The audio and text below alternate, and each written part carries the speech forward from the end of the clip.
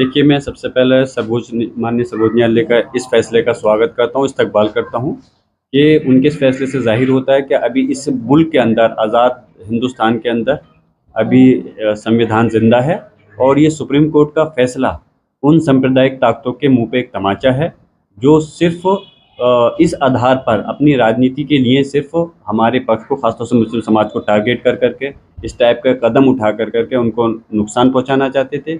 आज ये फैसला एक ऐतिहासिक फैसला है।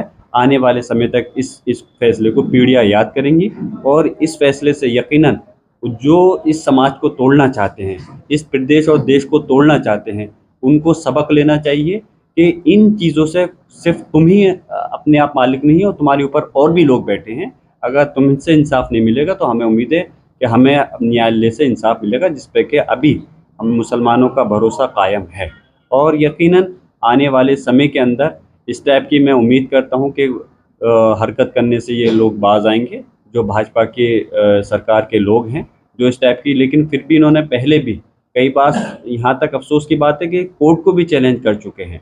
कोर्ट ने अगर नाम दिया नेम प्लेट को हटाने के लिए कि तो दूसरी तरह से नेम प्लेट लगाने का वो किया। बहराइच के मामले में कोर्ट ने फैसले को रोका तो बुलडोजर चलाने के वो गए, तो मजबूरन माननीय सर्वोच्च न्यायालय को कहना पड़ा, अगर तुम कोर्ट के न्यायालय के आदेश का अगर रिस्क लेना चाहते हो तो तुम अपनी हक करो, फिर उसके बाद में कोर्ट देखेगा।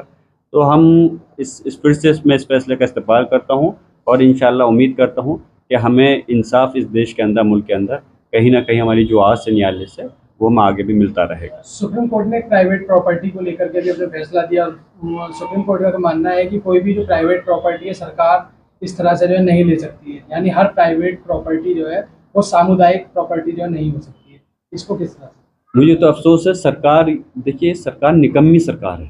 उसकी वजह यह है कि जब कोई भी अगर किसी अपने मान लीजिए परिवार का वो होता है तो अपनी प्रॉपर्टी को बढ़ाने का काम करता है, और ये सरकार जो है सरकारी संपत्तियों को बेचने का काम करती है और फिर उसके एवज में उसकी भरपाई कहाँ से करती है? जो समाज के लोग हैं, जनता के लोग हैं, उनको फ़ायदा पहुँचाने की जगह प्राइवेट संपत्तियों को किसी न किसी रूप में कि उनकी कब्जाने का वो करती है। माननीय सर्वोच्च न्यायालय ने एक अच्छा फैसला दिया है कि इस प्रकार प्राइवेट प्रॉपर्टियों पे कब्जा करना मुनासिब नहीं है और ये हक तलफी है। और ये सिर्फ मुसलमानों के साथ नहीं, किसी भी आप धर्म बिरादरी के अगर प्रॉपर्टियों को आप इस टाइप से कब्जाने का प्रयास करोगे तो आपके फिर सरकार से फ़ायदा क्या हो गया? सरकार का मकसद जनहित में फ़ायदा पहुँचाने का होता है, नहीं कि उन लोगों के हकों को छीनना होता है।